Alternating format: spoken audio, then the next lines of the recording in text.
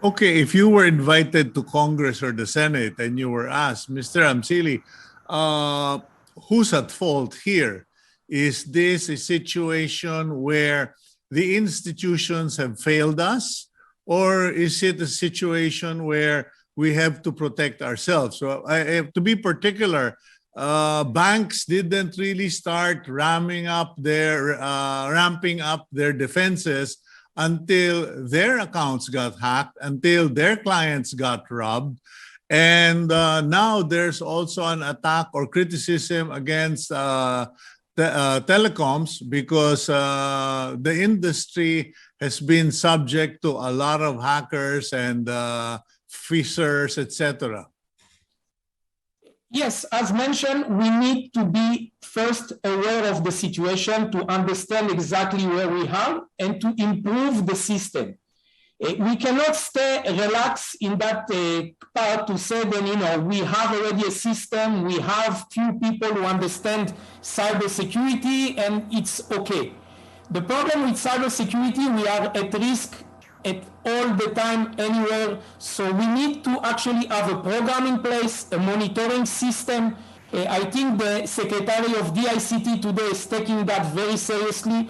The direction of the president, of course, to move to digitalization, it's very important. But in parallel, of course, we need to have a very good program for cybersecurity for the government, but also in parallel to the private sector to make sure that both sectors are moving the same way and secure. So there is still a lot of improvement to do, and this is not only in the Philippines, it's everywhere because there is a big shortage of cyber analysts today in the market, and this is why the education, again, is very important.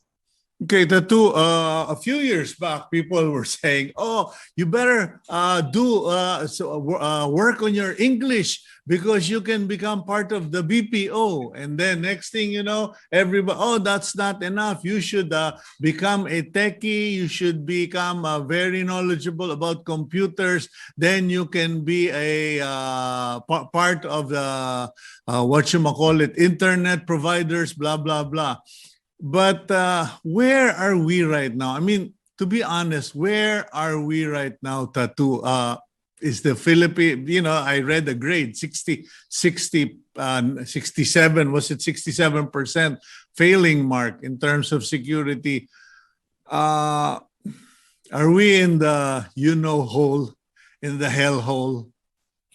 No, first, this is, on terms of technology, or what you mentioned right now, to study English and then to study IT and technology, I think we see that there was a big improvement in the Philippines. We was able in the 2004, 2005 to get from India a lot of call center who moved to the Philippines, and we really developed that industry, and it was a booming.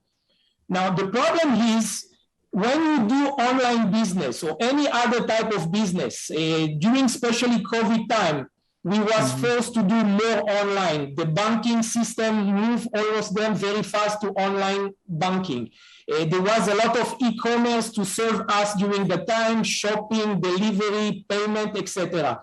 So to improve that industry, we are there. Definitely, Filipinos are very creative, booming on the industry, but we cannot negligate the cybersecurity in parallel. This is not something that we can go and develop an application without taking care of the security.